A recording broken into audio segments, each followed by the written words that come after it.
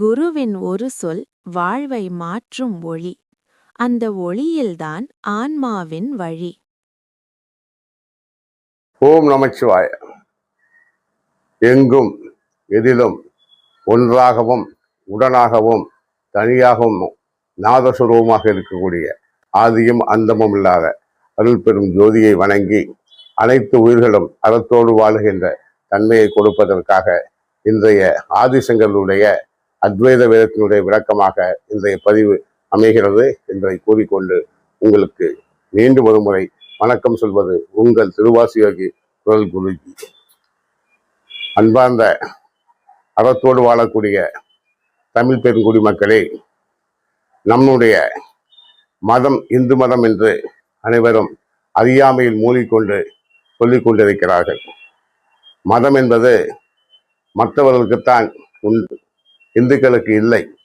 மதம் என்று சொல்லுவதை நாம் ஏன் இல்லை என்று சொல்கிறேன் என்றால், இந்து மதமும் தமிழ் மொழியும் இயற்கையின் கூறுகள் என்பதை அத்வைத வேதம் அழகாக விளக்கியுள்ளது. அத்வைத வேதத்தை நமக்கு தந்தவர் ஆதிசங்கரர். ஆதிசங்கரர் காலடியில் பிறந்தவர். கேரளா மாநிலத்தில் காலடியில் சிவகுருவுக்கும் ஆதியம்பாளுக்கும் இறை அருளால் பெறப்பட்ட குழந்தைதான் ஆதிசங்கரர். அப்படிப்பட்ட மகான் நமக்கு கிடைத்ததே நம்முடைய மனித குலத்தின் வாழ்வியலுக்கு தேவையான அத்தனை தத்துவ விஷயங்களையும் மிக தெளிவாக 10 உபநிடங்களை ஒன்று சேர்த்து நமக்கு ஒரு உபநிடமாக ஆக்கி தத்துவமசி, நீ அதுவாக இருக்கிறாய் என்ற பேர் உண்மையை, நீ வேறு அது வேறு என்ற அத்வைத உண்மைக்கு மாறான கருத்துக்களை முறியடித்து நீயும் இறையும் ஒன்றுதான் என்பதை மிக அழகாக விளக்கியிருக்கிறார். நாம் வேதத்தை படிக்க வேண்டும் என்பது என்னுடைய கருத்தல்ல. வேதம்தான் உங்களுடைய வாழ்க்கையை நீங்கள் உணர்ந்து கொள்ள வேண்டும். வேதம் வேறு, அறம் வேறு, தர்மம் வேறு என்று நீங்கள் நினைத்து அதை தேட வேண்டாம். அண்டத்தில் உள்ளது அனைத்தும் பிண்டத்தில் உள்ளது என்பது பேராற்றல் உண்மை. விஞ்ஞானமும் அஞ்ஞானமும் மெஞ்ஞானமும் தடுமாறும் இடங்களில் நம்முடைய முன்னோர்கள் வேத வாக்கியங்களை பதிவு செய்திருக்கிறார்கள். அண்டத்தில் உள்ளது அனைத்தும் பிண்டத்தில் உண்டு. எனவேதான் 8 வயது குழந்தையாயிருந்த ஆதிசங்கரர் அவர்கள் நான் எதுவெல்லாம் இல்லை என்ற ஆராய்ச்சியில் தொடங்கினார். இன்றைய ரமண மகரிஷி போல அன்றே அவர் நான் எதுவெல்லாம் இல்லை என்பதை தொடங்கியதன் விளைவாக நான் எது என்பதை அறிந்து நானும் அங்கு இல்லை, இறையாற்றலும் பிரம்மமும் ஆத்மாவும் ஒன்றுதான் தத்துவமசி என்று நம்முடைய கேரளா மாநிலத்தில் ஐயப்பன் ஆலயத்தில் பதிவு செய்து வைத்திருப்பது போல நீ அதுவாக இருக்கிறாய் என்ற பெரிய உண்மையை நீ உணர வேண்டும் என்பதற்காகத்தான் ஆதிசங்கரர் அத்வைதத்தை நமக்கு தந்திருக்கிறார். அத்வைதம் என்ன சொல்லுகிறது? அத்வைதம் நம்முடைய உடலை 3 கூறாக பிரிக்கிறது. ஒன்று காரண தேகம், அடுத்து சூட்சும தேகம், அடுத்து ஸ்தூல தேகம். இப்படி 3 தேகத்தை உடையவன் ஒரு மனிதன். இந்த 3 தேகத்தினுடைய பரம ரகசியம் என்ன என்பதை நாம் உள்வாங்கி எதுவெல்லாம் நாம் இல்லை என்பதை நாம் அறிந்து அதிலிருந்து வெளிவந்து விட்டால் தர்மம் வேறு, அறம் வேறு, அறம் ஒழுக்கம் வேறு, இறையாற்றல் வேறு, மனித உயிர்கள் வேறு என்பதை நாம் மறந்து விடுவோம். இளையாமை அங்கு உணரப்படும், மெய் உணர்வு அங்கு ஏற்படும். எனவேதான் இந்த 3 உடலினுடைய பரம ரகசியத்தை உங்களோடு நான் இப்போது பகிர்ந்து கொள்ளப் போகிறேன். முதலாக ஸ்தூல உடல். ஸ்தூல உடல் என்பது நாம் காட்சிக்கு வருவது. இந்த உடல் அன்னமய கோஷம் என்ற ஒரு கட்டினால் கட்டப்பட்டிருக்கிறது. அன்னமய கோஷம் என்றால் உணவினால் உருவாக்கப்பட்டது, பஞ்சபூத கட்டுகளினால் ஆனது. பஞ்சபூதங்களும் அன்னமும் சேர்ந்துதான் இந்த ஸ்தூல உடல் உருவாக்கப்பட்டிருக்கிறது. இவை அனைத்தும் மாயையின் படைப்பு. மாயை என்பது மறைப்பு தொழில். எனவே இவை நான் அல்ல என்ற இவை அனைத்தும் ஜடம்தான். இவற்றுக்கு அறிவுகள் கிடையாது. ஸ்தூல உடலாக இருக்கக்கூடிய இந்த அன்னமய கோஷம் என்பது நான் அல்ல என்பதை முதலில் அவர் உணர்ந்து கொண்டார். அடுத்தபடியாக 3 நிலைகளில் சூட்சும உடல் இருப்பதை அவர் விளக்குகிறார்.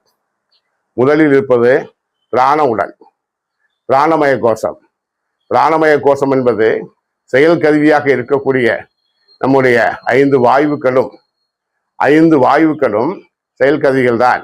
அந்த 5 வாயுக்களும் சுவாசமும் இருக்கக்கூடிய நம்முடைய அக்னியினுடைய பங்கும், அக்னியுடைய பங்கு என்பது மிக அவசியம். அக்னிதான் ஆன்மாவுடைய மிக சரியான இடம். பிராணமய கோஷத்தில் 5 வாயுக்களும் செயல் கருவிகளும் சேர்ந்து நம்மளை கட்டி வைத்திருக்கின்றன. இவையும் மாயினுடைய கூறுதான். மாயினுடைய கூறு என்று அனைத்துமே பொய்யானது என்பதை நாம் மெய் உணர வேண்டும். அடுத்தபடியாக இருப்பது விஞ்ஞானமய கோஷம். விஞ்ஞானமய கோஷத்தினுடைய கூறு உங்களுக்கு ஞானேந்திரியங்களாக இருக்கக்கூடிய மெய்வாய், கண்மூக்கு, செவி அவை அனைத்தும் மனமும் சேர்ந்து இயங்குவதுதான் விஞ்ஞானமய கோஷம். இவையும் மாயினுடைய கூறுதான். மனமும் ஞானேந்திரியங்களும் சேர்ந்து இயங்கக்கூடிய இந்த இயக்கம் என்பது உங்களுக்கு மாயினுடைய கூறு என்பதை நாம் உணர்ந்தால் இவையும் குணபேதங்களினால்தான் உருவாகி இருக்கின்றன என்பதை நாம் தெரிந்து கொண்டு இவற்றிலிருந்தும் நாம் விடுபட வேண்டும். அடுத்தபடியாக விஞ்ஞானமய கோஷம். உங்களுக்கு விஞ்ஞானமய கோஷம் என்பது புத்தியும் ஞானேந்திரங்களும் சேர்ந்து இயங்கக்கூடியது. இவையும் மாயினுடைய கூறுதான்.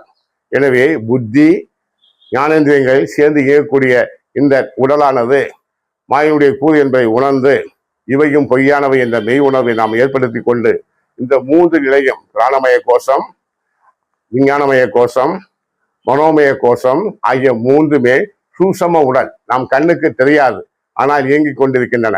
எனவே இவை அனைத்தும் மாயைதான் என்பதை உணர்ந்து இதிலிருந்தும் நாம் விடுபட வேண்டும். அடுத்தபடியாக இருப்பது அஞ்ஞானம். அஞ்ஞானத்தின் கூறுடைய முழு வித்தாக இருப்பதுதான் உங்களுக்கு அடுத்து இருக்கக்கூடிய கோஷம் என்பது ஆனந்தமய கோஷம். இது காரணம் உடம்பாக நமக்கு இருக்கிறது.